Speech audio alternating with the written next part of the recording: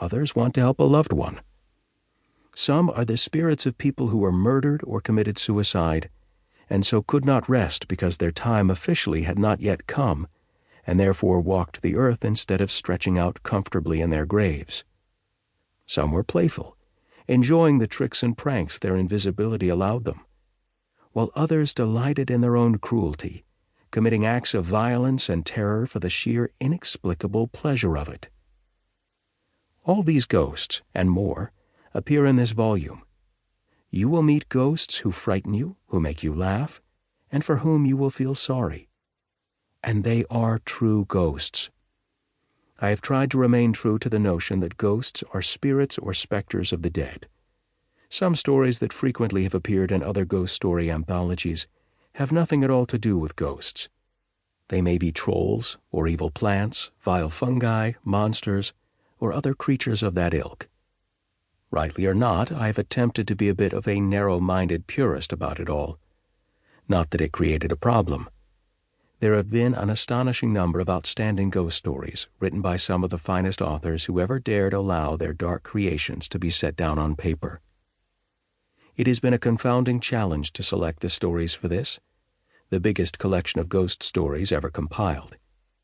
It was tempting to include all the great classics, but that would have filled to overflowing even this gigantic tome. It was equally tempting to stuff the pages with little-known stories, often every bit the equal of the cornerstone titles. But it is impossible to attempt to produce the definitive collection of ghost stories and omit M.R. James, Algernon Blackwood, H.P. Lovecraft, or Edith Wharton. Although I admire some of the supernatural tales of Henry James, especially The Turn of the Screw, he won't be found here because that novella has been anthologized to death, is easy to find elsewhere, and is so long that a half-dozen other stories would have had to be sacrificed.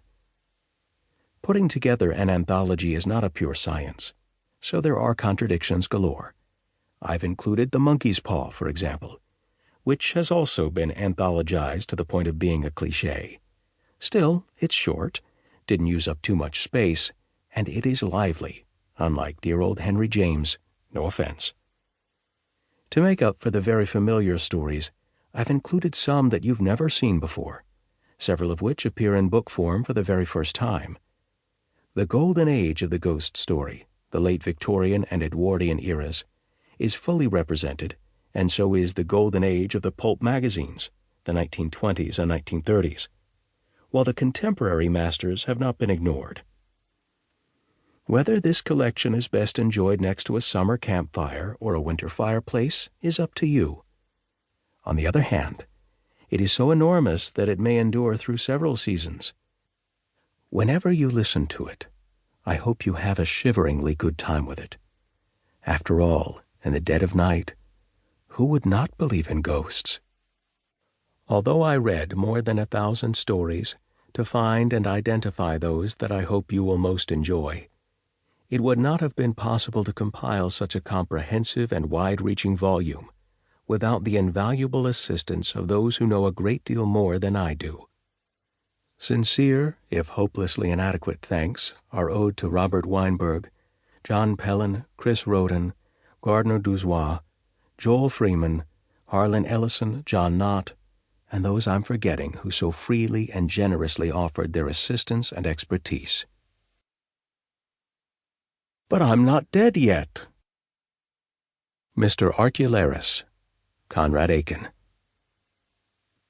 Although Conrad Potter Aiken, 1889 to 1973, wrote well-received novels and about 40 short stories, it is his poetry that has provided his primary literary reputation. He wrote his first poem at the age of 9 and, 4 years later, memorized a volume of Poe's poems, strongly influencing his early work. He was later devoted to the work of John Gould Fletcher and T.S. Eliot, changing his poetry to a more modern, imagist style. His novels, notably Blue Voyage, 1927, are reminiscent of James Joyce.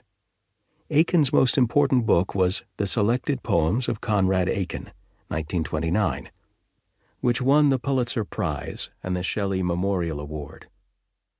Born in Savannah, Georgia,